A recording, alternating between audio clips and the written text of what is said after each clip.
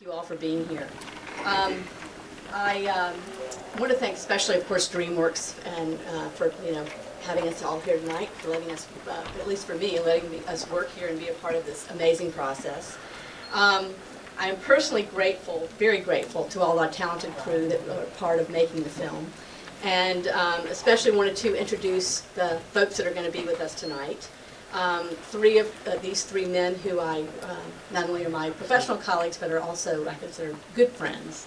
And without further ado, the first one is John Powell, who is the composer of How to Train Your Dragon.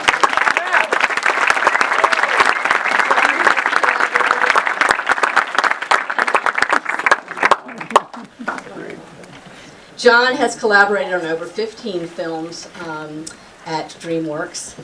He worked with us on How to Train Your Dragon 1. And he has done both animation and live action. And he's going to be a part of Dragon 3 with us as well. So, next is our supervising sound editor, Randy Thom.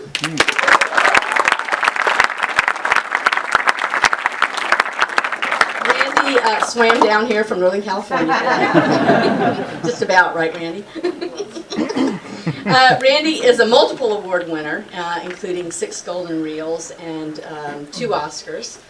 We have to thank him and his team for Dragon 1 and Dragon 2. Dragon 2 is the, what did we say, Randy, the third film that he and I have done together. Yeah. And anyway, we love him. We love working with Skywalker, and he's made an amazing contribution to this movie. Last but not least is our amazing leader, the director and writer of How to Train Your Dragon 2, Dean DeBlois.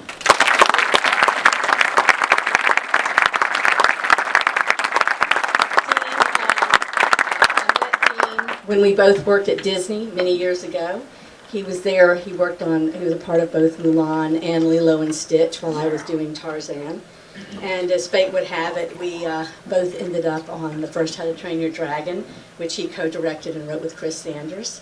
And now, I'm lucky enough to have him as my partner and friend on How to Train Your Dragon 2 and soon to be Dragon 3. Anyway, without further ado, let's talk a little bit about. Oh, come on in. Come on in. No, that's okay. That's okay. You ruined everything. Put on my glasses so I can.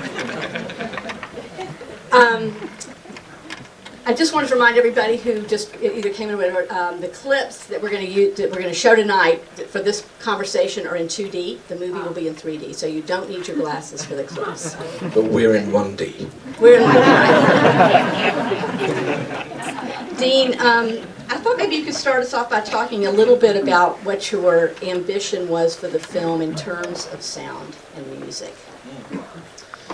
Yeah, well, that's a really fun topic to get into, I think, at the beginning of the film, because something that Chris Sanders and I discovered coming off of Mulan and working on Lilo and Stitch was that our medium is best used when we create pockets where characters stop talking. We just sort of eliminate the dialogue and either allow the moment to be carried on music or carried on sound design or a dance between the two. And so I'm always looking for those moments going forward. There's kind of beautiful ethereal moments that kind of sum up what the film is all about. And like, I think a great example in How to Train Your Dragon is the moment in the cove where Hiccup finally makes connection with Toothless. It becomes the iconic moment of the film, and it's driven almost entirely by sound design and by music. So I relish those moments. I know that they're beautifully cinematic, and they speak to the talents of these two men beside me. And so I look forward to actually being able to sit down with them and talk through some of the big ambitions. But I think with this film, we wanted to dial up the scope and the scale in every direction, and also introduce more mature themes. And so not only were we tasked with honoring the best of the film that came before it, and with a very fervent and vocal fan base out there, but we also had the pressure upon ourselves to sort of defy the curse of the sequel and try to make a film that felt important, that felt like it was a second act in a 3-act larger story, and one that was going to elevate all of the stakes, the emotion, and I think that the thematic statements as well. So the whole thing kind of grows up a little bit, and that was a fun conversation to have about how we can gradually take what people love about the first film, but then deepen it, enrich it, and bring it to just a greater overall scale. Randy, I was reading that, and you mentioned it's something that I read, that when you first start on a film, you talk to the director about the characters and how we should feel about them. And I just wonder if you could talk a little bit about that in terms of a segue into this first clip we're going to show about when our main character, Hiccup, who has, by the way, aged 5 years between the first film and the second film, meets somebody who's going to be very important in his life. Anyway, maybe I thought you could speak up to that a bit and how you came to this important sequence in the movie. Sure, yeah. I'm a big believer in sound people getting involved early on projects, ideally in pre-production, to start throwing around ideas and talking about who the characters are and what the locations are. And sound gets pigeonholed too often as a kind of technical or engineering profession, and even though there's some engineering involved, it really needs to mainly be about story and character. And so the early discussions that Dean and I had, especially about Toothless, because he's the central dragon in the story, informed me in many ways about how I might be able to go about creating a voice for this character. And I think some of those early conversations and some of the speculative sounds that I made early on influenced the animation a bit as well. And so we had this great feedback going between each other from long before any serious animation began, that allowed the sequences to kind of grow organically. So it all seemed like one thing. The sound didn't seem like it was just pasted on to an otherwise finished project. And I think this sequence is a great example because the Toothless dragon character displays quite a range of emotion in this scene. He needs to sound fierce in some moments, he needs to sound kind of pathetic in other moments, comical in other moments, and trying to fabricate that out of my voice and the voices of camels and walruses and elephants and horses and dogs. I could go on and on. Randy, it wouldn't be a good conversation with you unless you gave us a little sample of the Toothless voice that you do. I love it so much. I don't want to embarrass you, but... I don't think I could, but you just did do that. Randy, by the way, is not only credited as our supervising sound editor, he also is credited as the voice of Toothless in the movie. Fun fact for different cocktail parties, right? And I started doing it mainly because I didn't know how to do anything else, because in trying to transition between a camel and a leopard and a horse, occasionally I had a sound somewhere in the middle that I couldn't find, and so I would go into a dark little room and start making these weird sounds. And my shooting ratio is about 1,000 to 1, so after making 1,000 awful sounds, I'd come up with one that I thought might be acceptable, and so the process grew, and I got a little bit better at it over time. Well, I think too that, I just remember my conversations with Dean, and also listening to conversations you had, and Dean, you can chime in a bit, just how important it was for, as a kind of a signature of the movie, that there's so many different dragons in this film versus other dragon movies. I know you've spoken to that so well, and I think that was an important element, but Randy helped us, I feel, so much with that. Yeah, very much their individual personalities, and we would sort of describe the temperament and the attitude of each dragon, and I think Randy and his team would go off and come up with sounds that they thought were kind of unique and interesting, and play them back to us, and we'd sort of circle the ones that we thought were really terrific. And then from there, what I find especially impressive is that we could go scene by scene and actually tell them, this is what the dragon's thinking at this moment. Here's the actual dialogue. that you need to translate. And they would come up with this just a really expansive vocabulary in that specific range. And it just made for very believable characters with emotive qualities and able to kind of carry their section of the story. Absolutely. One other thing I wanted to say about the sequence that we're going to play is I'm always badgering directors in a positive way, I hope, if you can do such a thing, about designing scenes for sound. Because I believe so deeply that you really have to design a scene or design a movie for sound before you can effectively design sounds for the scene. And Dean designed this sequence so beautifully to open doors for sound design. One technique, as you mentioned, is to not have non-stop dialogue.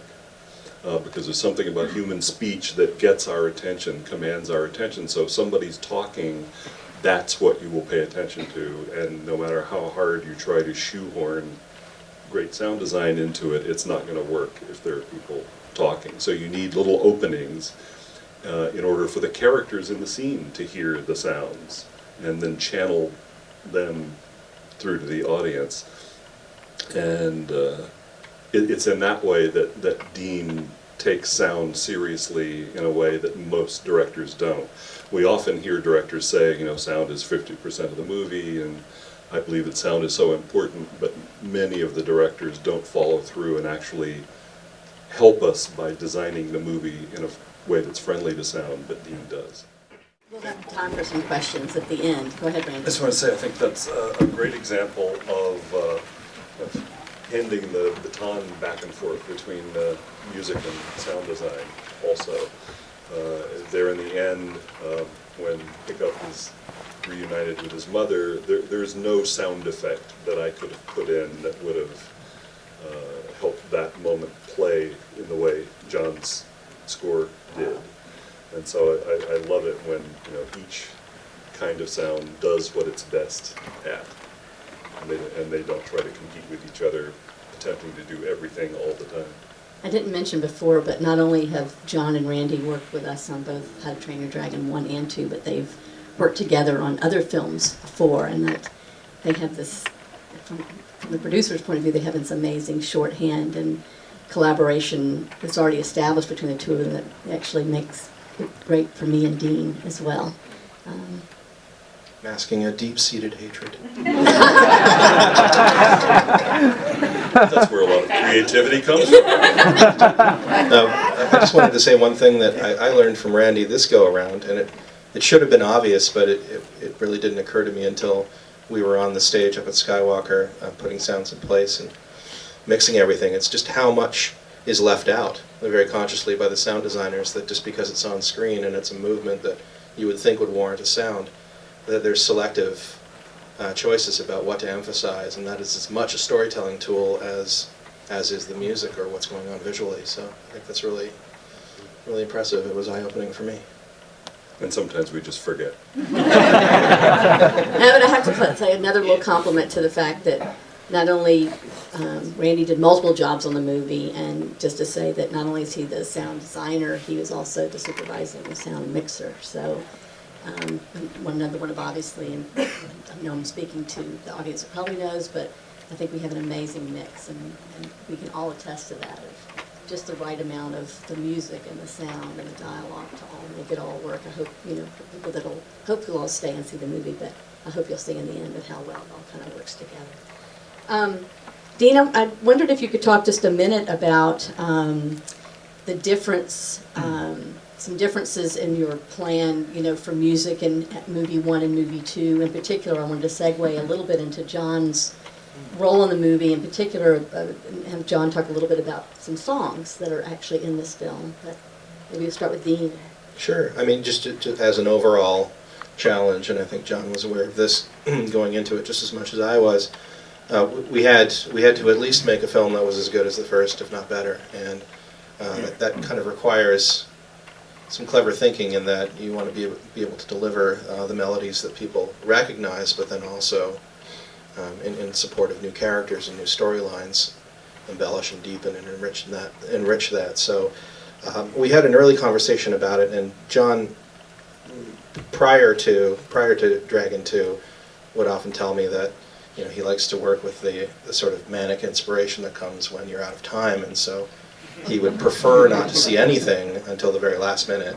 And but this movie had special requirements in that we had a few songs that needed to be placed within the film, and one in particular was very important narratively, in that it's meant to be an old Viking courting song that's been passed down through generations, and it's performed by Gerard Butler and Craig Ferguson and a sound-alike for Cate Blanchett in the middle of the second half of the second act, and it's narratively meant to help this woman that you just saw on screen, who's played by Cate Blanchett, who's been missing for 20 years.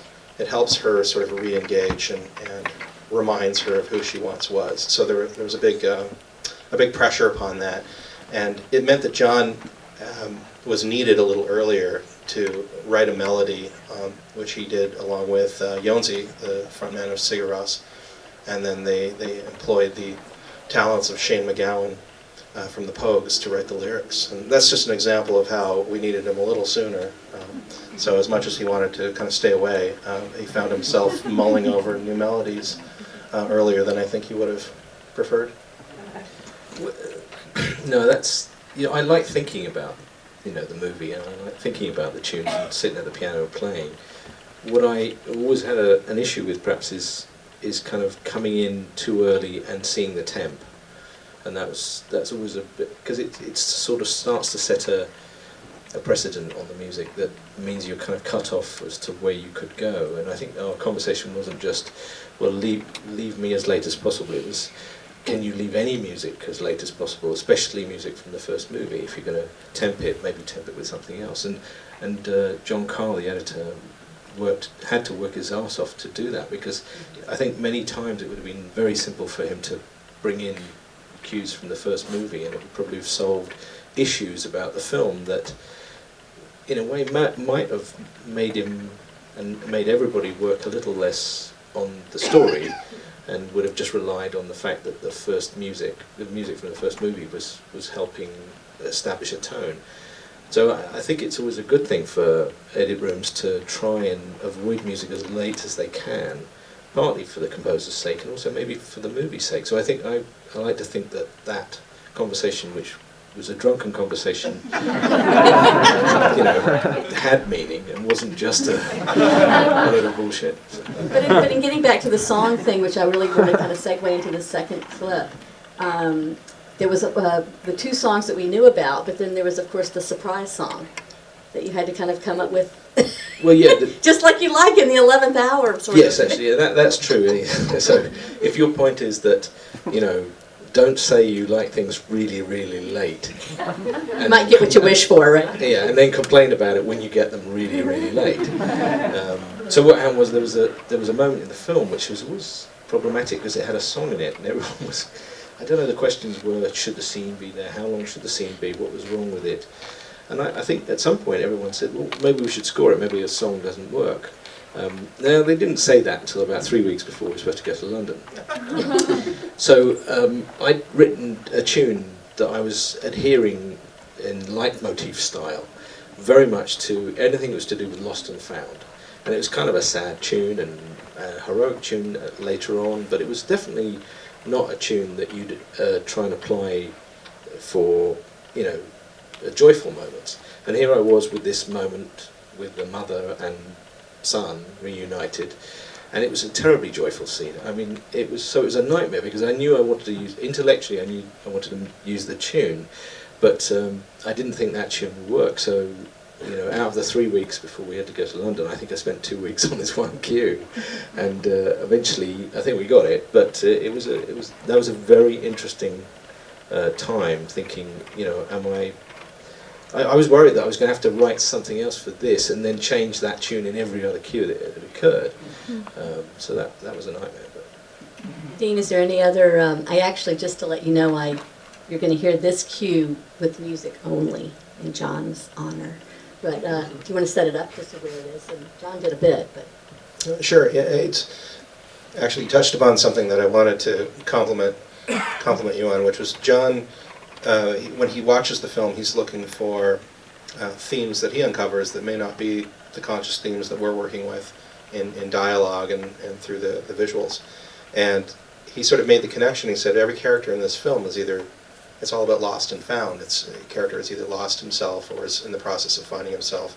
Old characters are being refound, and some are losing their way. And I just thought that was really kind of poignant, and it was the basis upon which he created a lot of the new melodies for the film. So yeah, this particular moment is about an estranged mother and son finding each other again. Despite their differences and this vast time that they've spent apart, they're realizing just how alike they are. And again, it was a moment that was designed in the film to be wordless for the most part. That would kind of serve as a bit of a montage. But it ended up getting shorter and shorter as we neared completion of the film. We realized that it was just a moment in this. It was a section of the story that needed just to be tightened up a little bit. So that was part the frustration, is that we started with a nearly 5-minute piece, and it ended up coming down to just a little over 2 minutes, I think. But I think John wrote a beautiful piece that kind of encapsulates the joy and the mystery, and I think the euphoria of that wish fulfillment of a boy who's grown up without a mother, realizing that he has her back in his life. let's roll the clip. I've seen a lot of times. As the producer, I'm going to do a producer's prerogative here, and I guess you guys know, but I feel like Fire us. No. I'm actually going to use. I had to pick my favorite clip in the movie. Sorry, guys. Only because I've only seen it a million times, but it just is. It's such a lovely moment in the movie, and not only that, I feel like it really brings all of the elements of what this collaboration is meant to this film, and I'm going to let. We can talk about it a bit and the guys know, but basically it was just the right combination to me when I was searching for some clips to show you tonight, just a sampling of what the movie's about, that has amazing storytelling and beautiful sound design and amazing music at just the right moments, and just and on top of that, an amazing craft by all the people, the 400 people that worked here on our team to pull it together. But maybe Dean can set it up for us a bit in terms of the storytelling. And the way that I've made the clip is I actually took out the dialogue again, and the first half of the clip is sound only, and then it's going to segue into the music. Because those are the two important things, and you'll see how they work together. And anyway, but I'll have Dean set it up, and then we can talk a little bit more about it afterwards, actually. Sure, I know a lot of you are sticking around to see the film afterwards, so we're trying not to give away too many plot spoilers, but this is a scene that happens in the third act, and Toothless has been taken from Hiccup by this warlord who's trying to amass a dragon army, and so it's a moment in which Hiccup is using his close connection with Toothless to try to break through the control that his master dragon has over Toothless. And as Bonnie said, we're going to play sound design first, so you can hear that kind of hypnotic effect that Randy created to force Toothless into a very observant and obedient mode. And then as Hiccup starts to break through, and just with patience and careful looks and a persistence to remind Toothless of who he was, that the music will begin to take over, and we'll hear a really triumphant, really heart-swelling cue that goes along with it. Anything you want to say about it, guys, before we play it? I think the thing you have to remember is, if there's composers here, is that the relationship with sound design is a difficult one, in the sense that I've heard some sound design that's as good as any modern composition I've ever heard. I mean, it can be incredibly detailed, incredibly evocative. I think the trick is to try and get yourself on a film with a director who cares about story, And a sound designer who cares about a story, they don't care about the sounds themselves, they just care about whether or not the sounds are furthering the story. And then you add the composer the trick is to be lazy. Because then, if you don't want to write music, you write the minimum you can for the film, which is probably the right amount. So, I think this is a good example. Just to say, the Lost and Found theme comes back in this one again. John's able to Yeah, when he finds use this again. Now, I do have another second clip version of this, like it is in the movie, but based on what you guys want, and especially since a lot of people are going to see the movie, maybe we can save that one. But anyway, let's watch the first one, the first version of it, and this is with sound design and music only.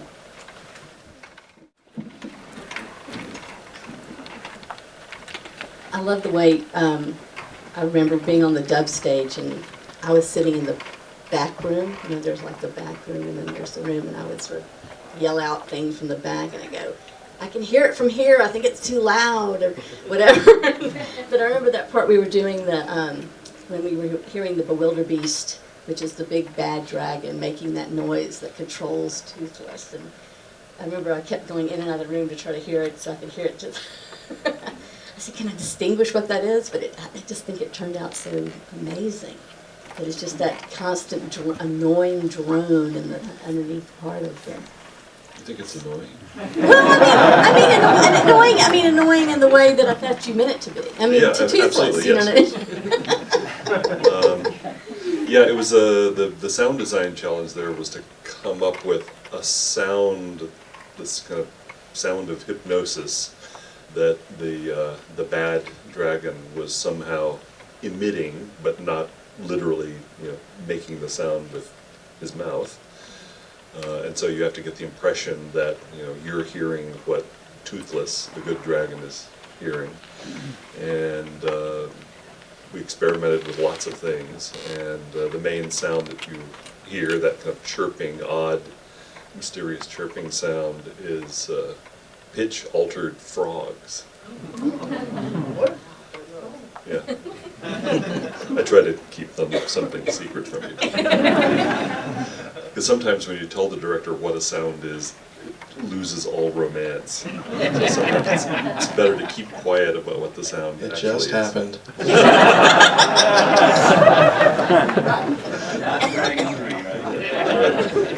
I guess that sound won't reappear in a... I'm now worried that the frogs in my garden are trying to say something to me. I have to say, I think that was my favorite moment on the scoring stage as well, when we recorded that cue. It just was, I don't know, it just made that whole moment, I love that moment in the movie, but it just made, anyway, just the whole moment sort of come together. And Bonnie keeps describing it as a religious experience. I was, because I felt like I was in church or something. It was so amazing. And anyway, like I say, I've gone on enough. That was my favorite one, so I subjected you to it. But I know that we wanted to make a few minutes for questions before we run the film, and was there anybody out there that had any? I have a question for Dean about what you were talking about at the beginning, about how this film needed to be bigger and better than the first.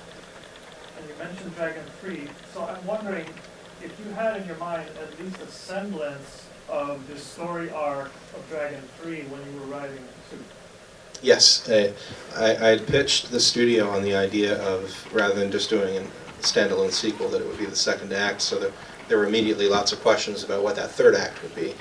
And I think in working on movie 2, there were often discussions about, well, how does this impact the outline for the third film? And so I had to keep that sort of constantly updated.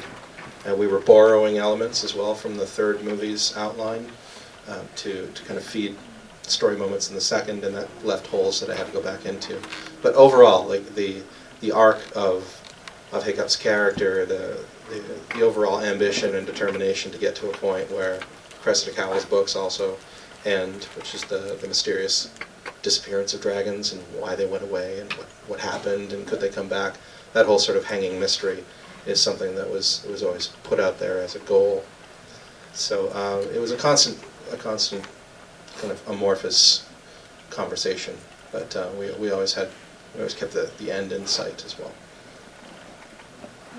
Can you talk a little bit about the balance between the sound design and the score component? Like, how did you, I'm sure there were obvious places where the specifics were required, but then there's that organic place where you're saying, oh, well, maybe the score will serve, I mean, can you just talk a little bit about that process? Well, I think it works this way on most films where there's we call it spotting. Right. And so we'll do the score spotting, we'll do the music spotting, the music spotting and the sound design spotting. And I think John, was quite vocal about areas that he thought would be best supported by music. And Randy, the same way, he just thought, can you endeavor to keep this area as a choice moment for sound design to really come alive. And we did our best to try to protect those moments. And they're great at communicating with each other as well. So the handing off and the balances naturally evolved from those first spotting sessions. And I think once they engage, I kind of take a back seat to some degree because they can see my intent on the screen. And we do have conversations, but for the most part, I defer to them where they really feel they can bring their powers to the screen. I think often it's a good idea to spot the music and the sound design at the same time. Not always, maybe, but often it is, because potential conflict areas will often be obvious then, and you can begin to figure out what you're going to do in the spotting session to reconcile the music and the sound design. Yeah, I remember on one film I did, and this happens probably more than it should, the director has a spotting session with the composer and the sound designer, and you kind of, and what you realise later on is that they've gone and they've said to the composer, so this moment, just music. Just music, we're going to take all the sound out. You just got to totally say this in this moment. And then the next day they go for a spotting session with the sound guy and they go, you don't need music here at all. This is just your moment, so I really need something really good. Because what they're trying to do is they're trying to inspire you both, but it doesn't actually help because it's not based on, is it good for the story? And then you're just trying to fight each other, not deliberately doing it, but you've been sort of coaxed into trying to take up a lot of room or not. If you know that there's going to be something, that your role is much smaller at that point, you can write totally differently. Yeah, and I've worked on many of those films, and it's agonizing when you begin to try to mix a sequence like that, where the music department is bringing its entire arsenal, and the sound effects department is bringing its, and you just spend hours and hours, sometimes days, trying to make it coherent and figure out what you can lose.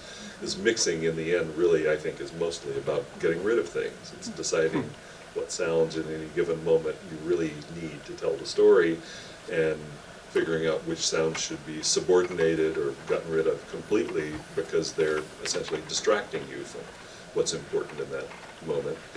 And Yeah, I think we did have, it's a great point, like on the mixing stage we had several cases where John had delivered like this beautiful full score. When applied to picture and the other elements brought in with the dialogue and the sound design, we realized there were places where it started to feel like too much music. You needed a break from it for a moment.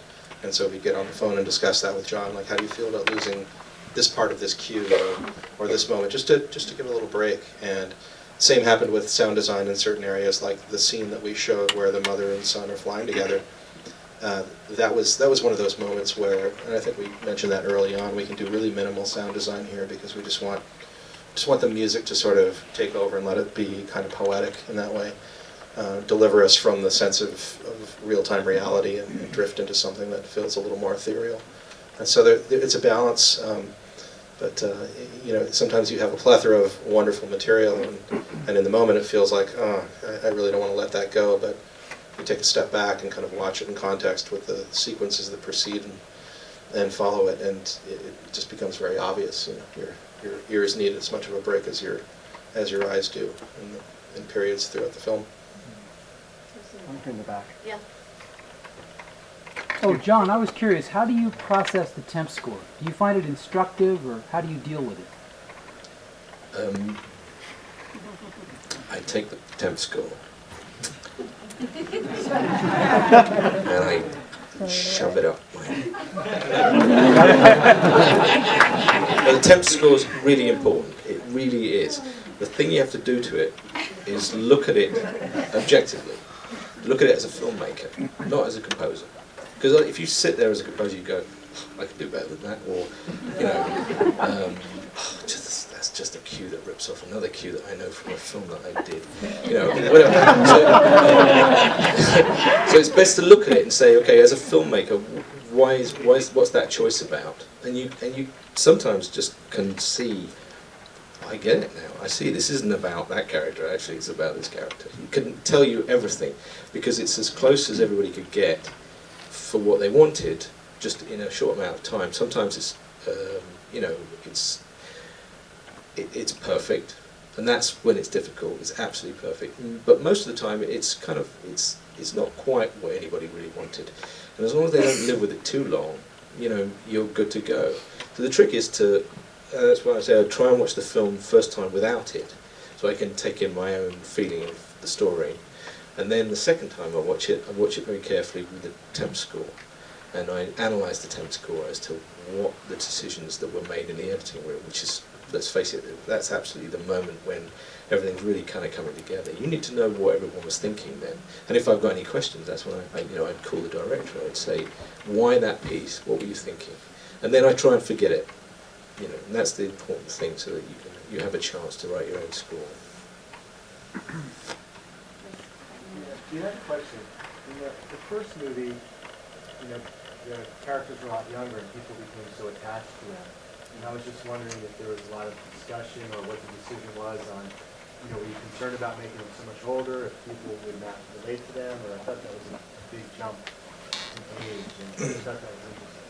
I mean, the problem I was faced with beginning the story with the second one is that I had to have a main character who had a problem of some kind that didn't feel grafted on, and that was worthy and universal of telling a story about.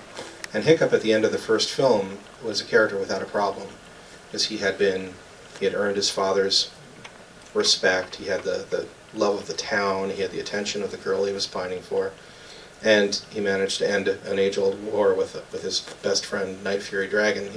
He just didn't have a problem, and so I thought by advancing the clock and meeting him as a young adult, kind of stepping into adulthood with trepidation and kind of longing for the freedom already of his youth, there was an identity crisis that was there that could be mine, and I felt it was quite universal. You know, that sense of having to begin adulthood without knowing who you are yet.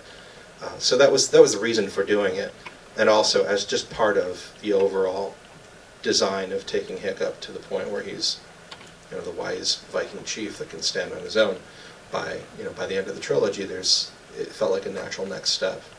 But more importantly, it just felt like a universal rite of passage that was worthy of re-engaging the audience and telling a new story and avoiding the danger of repetition. For Mr. Powell, just you talked about how you had such a leitmotif kind of operatic approach to this movie, and I think for the first movie too. And it's not something that you really see or hear too much in live action movies anymore. Do you think there's something inherent in animation that allows for so many melodies and themes to drive the story, or do you think it's a director who really values that in music? I think when you talk about this stuff, you're actually really looking under the hood in a way that, you know, you shouldn't really worry anybody with. It's better to always talk story, and the similarity, you know, to musical structure and story structure is that you can attach them, and so that's where I always look for the links, and I look for as Dean was saying, I look for the links in a story that I'm registering, and what's the commonality, and therefore what would be a theme. I mean, you know, there's kind of basic rules that I've always followed, which is you kind of need 3 themes and 4 riffs, you know, and that'll get you through a movie.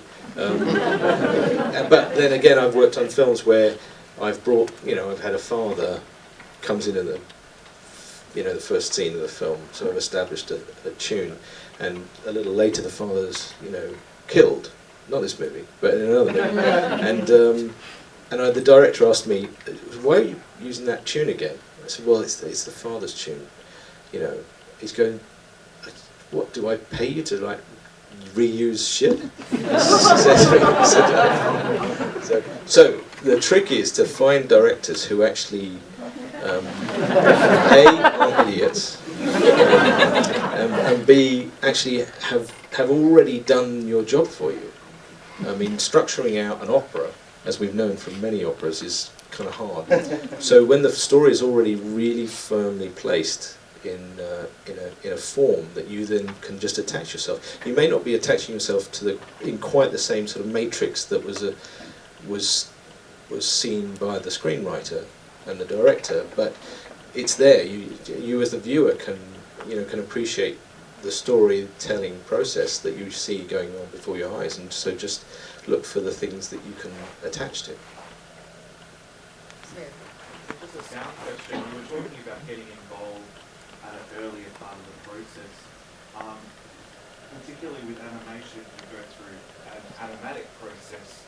Do you get involved at that stage at all in terms of placing sound through animatics and Yeah, even before that, on both of these Dragon films, I was producing kind of speculative sounds. Many of them were Dragon vocalizations, but other kinds of sounds too, before I had seen any moving visuals of any kind. I had seen concept images of characters, just to give Dean and the animators something to listen to, something concrete sound-wise that might help inspire them. So yeah, I like to get involved even before animatics if possible.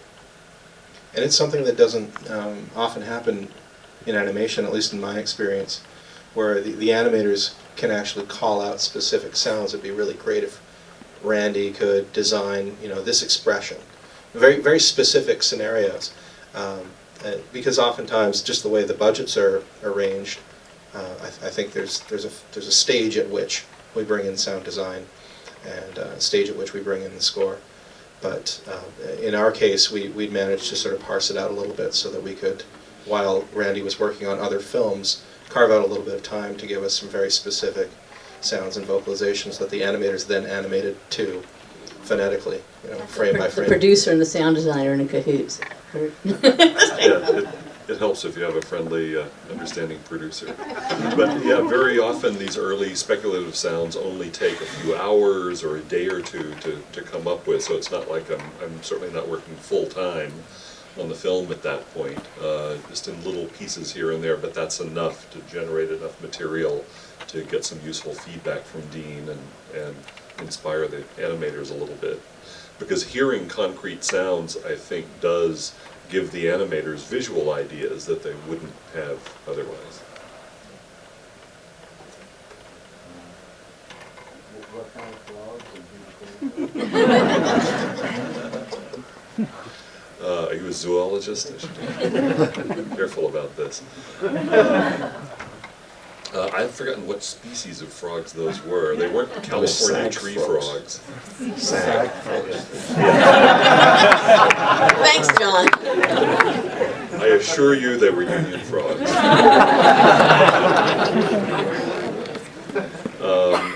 Where were those frogs recorded? No, I didn't record them personally. They were recorded in Thailand because we sent somebody, I wanted to go, but I was too busy doing other things, sent somebody to Thailand to record elephants. There's a place that, an elephant refuge in Thailand, actually there are several of them, where they take older elephants or elephants that had been work elephants and weren't anymore, or rescued from zoos, and they have 30 or 40 elephants, and some of them are so used to being around people that they'll actually vocalize on cue. And that's a dream, because if you go to a zoo and try to record an elephant, sometimes you're standing there for several days before they make a sound, or likewise if you go to Africa or Asia and try to record them in the wild. In the first place, they're covered with insects, insect sounds, that is. And so we found this place that had these elephants, and they also happened to have these interesting sounding frogs that were even more evocative when we pitched them down a little bit. So, just so you said from the time you became a full-time supervisor, about how long did the process take? And music as well. Yeah. 30 years, I think. I think it's true. I think John and I certainly agree that you often do your best work when you're desperate. And I'd like to think that it's all perfectly, the schedule's perfectly planned and parsed out so that it's all done in a logical way. But I find that very often either some kind of time constraint or the director saying, "Nah, that's not the sound," will put enough pressure on me that changes my brain chemistry somehow and makes me think about the sound in a different way that helps me come up with something that's more interesting than I would have before. But so I guess what I'm saying is it's not. I feel like I'm lying to you if I tell you it was 3 months or 4 months, because a lot of the most crucial work gets done in tiny packets of that period of time. But typically, in terms of sound editing, having a large crew on, it's somewhere between 3 and 4 months. We probably have time, maybe one more question?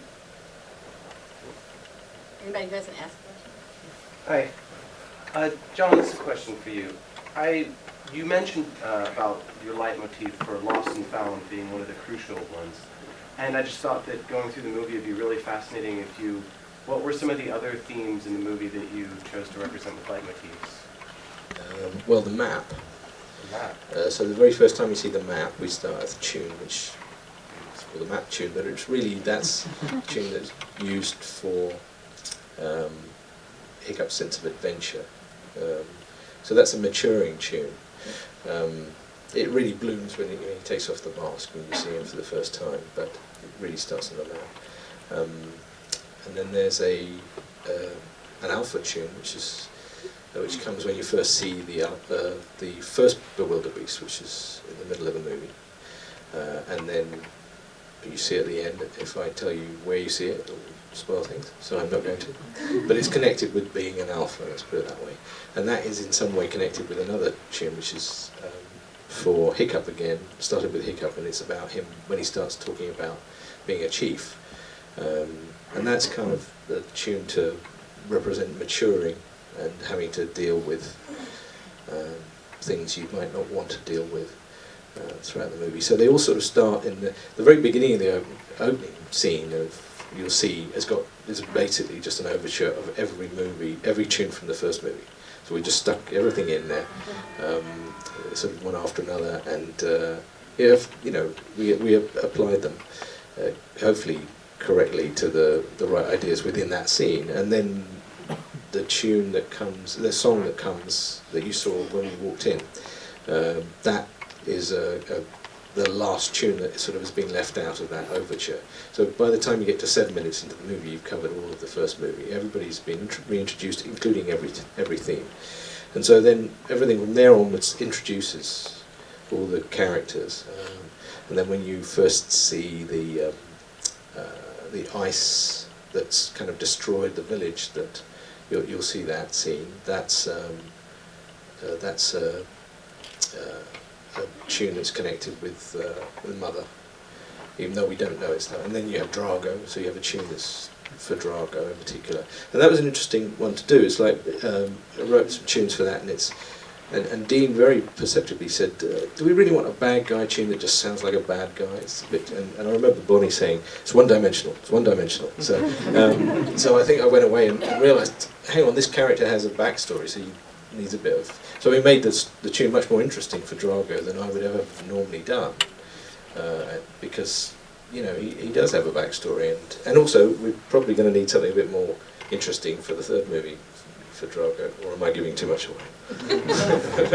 But so all these tunes were designed very much for the scenes that they start with, and to then link in with every other aspect of that. So a tune can develop from one style. It can be a major version of an alpha tune, and then it could be a minor version of an alpha tune when something else happens, and then it could go heroic again, differently, rather so noble for one scene, but then you want it to be heroic when that alpha idea has attached itself to in a different scene. So, and you don't have to do this in scoring at all, and it's probably just a little fetish of mine, but I do like to try and make sense of the story with my own. I'm trying to make sense of the story as a viewer, and I'm trying to make sure that the music has got a logic to it in the same way that the story has a logic to it. Well, thank you guys so much for being here tonight.